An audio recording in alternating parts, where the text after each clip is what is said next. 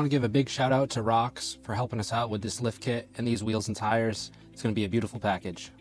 What's up, everybody? Today we're going to be installing the RHOX 6-inch A-arm lift kit on our Club Car Precedent. This is lift-563. I want to show you some of the components of the lift kit before doing the install. You get the 6-inch A-arm kit. You're going to get the 6-inch spindles, some new control arms, your rear lift blocks and plates, along with a set of hardware and some Loctite. Everything needed for this install is going to come in this kit. Let's get to it.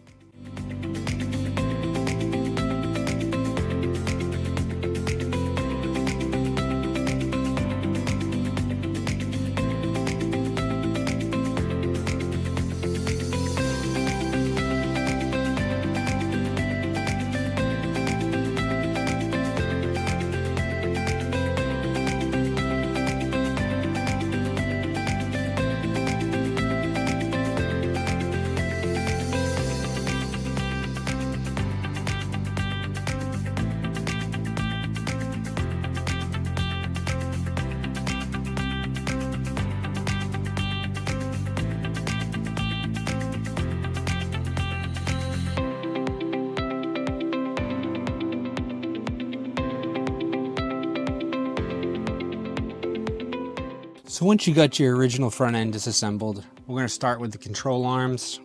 Control arms are going to go in place of where the factory control arms were. You're going to use the factory hardware to install the control arm.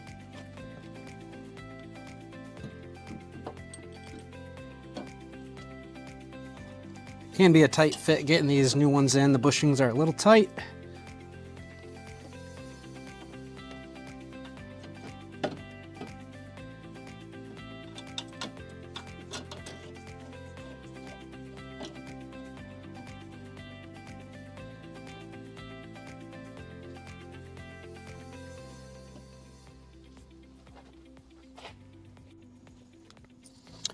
So once you have your control arm installed, you're going to lower your shock down into the shock mount on the control arm.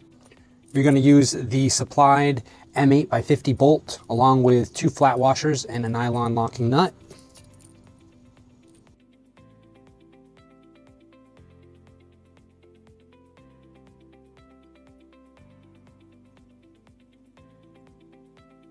You're going to need a set of 13mm ratchet or wrenches to get this done.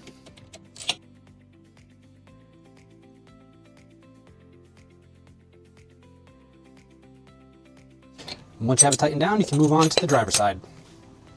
Once you have your shocks installed, you're going to reinstall the factory steering rack using the factory hardware.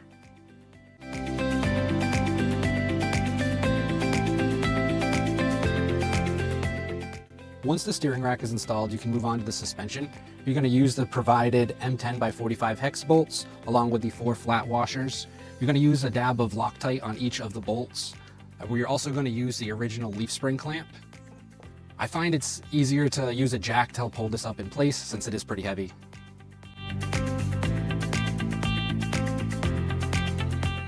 Next, we're going to install the new spindles. I find if you take some pressure off the A-arm using your jack, it's easier to get these new spindles installed. You're going to want to use the provided hardware with the spindle. You're going to want to put some Loctite on the bottom bolt.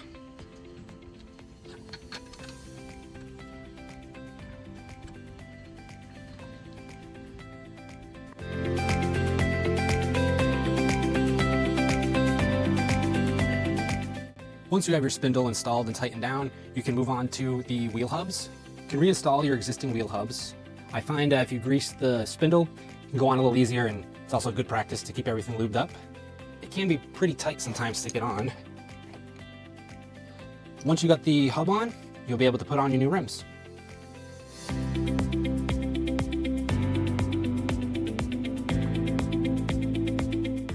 Moving on to the rear lift. First thing you want to do is loosen the lug nuts on your rear tires. Then you're going to want to jack up the cart, get some jack stands under the frame, but leave the jack underneath the axle for extra support. After you've done that, you can fully remove the tires. Next, you're going to want to remove the shock bolt, then push the shock up and out of the way.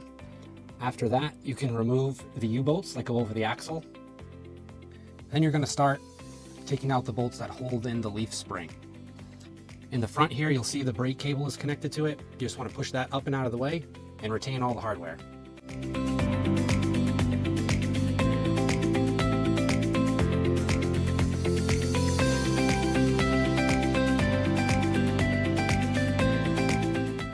Once you have everything disassembled, you want to lower the rear axle down, and you're going to want to put the lift block in. You want to make sure that it is angled forward towards the front of the cart. All right, we got everything put back together. We got the lift block in place. We got both plates on top and bottom of the axle and the leaf spring, the shock reconnected. It is tight. I will say it's a little difficult getting everything in place, but it's not too bad.